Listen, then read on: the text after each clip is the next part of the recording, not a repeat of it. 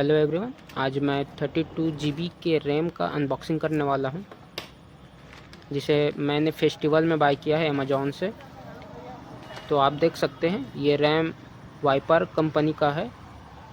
इसमें आपको दो किट मिल जाते हैं 16 GB की, जो कि DDR4 की है। और इसकी क्वालिटी और लुक आपको काफ़ी अच्छा देखने को मिलता है। ये आपको हीट सिंक के साथ मिलते हैं, जो कि काफ़ी अच्छी बात है। और इसकी स्पीड आपको एक स्लॉट में 32,000 मेगाहर्ट्ज़ की मिलेगी।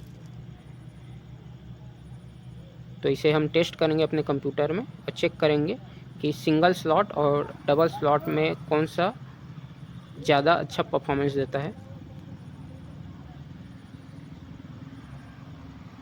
और इसे 16 GB और 32 GB दोनों की तरह यूज़ करके देखेंगे।